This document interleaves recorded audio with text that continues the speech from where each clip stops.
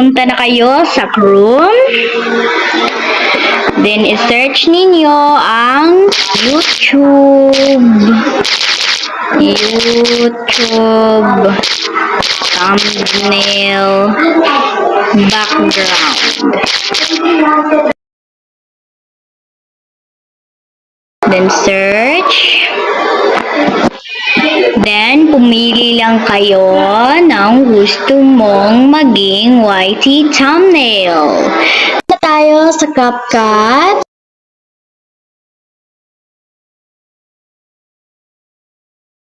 A new project.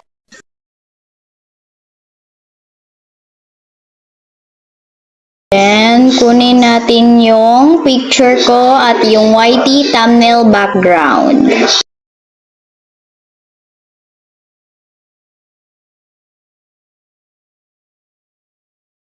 Then, ayusin natin yung picture ko.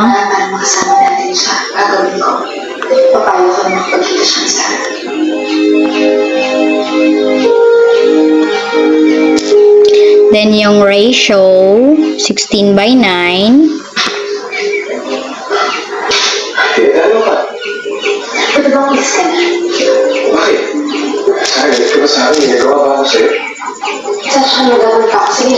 Then, i-mirror natin. Nag-vlog ka na? Ano ba kasi gagawin mo? Ano na? Nag-vlog din ako may edad kasi dito. Sige, umalis. Then, remove background and add text.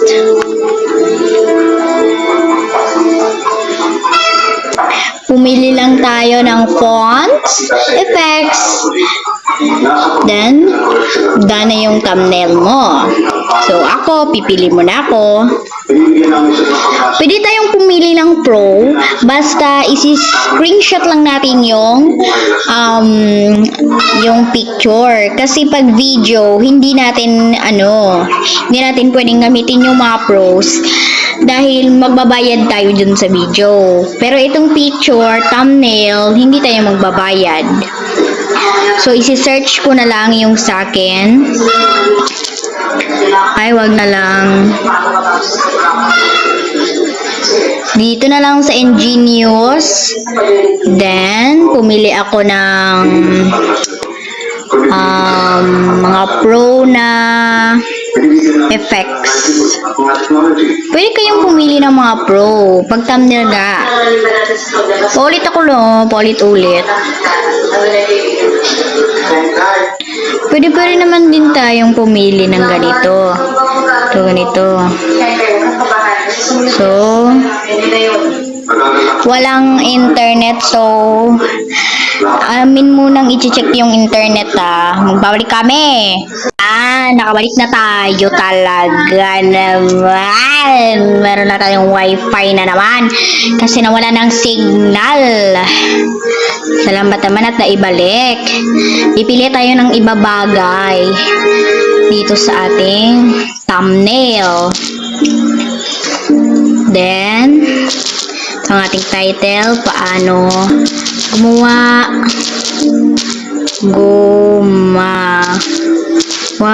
ng YouTube thumbnail.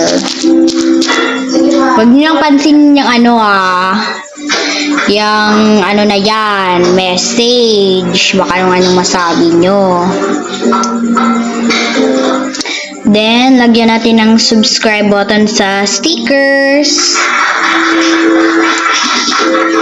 Then, lagay lang tayo i-search lang natin subscribe button. Then, ito ang pipiliin.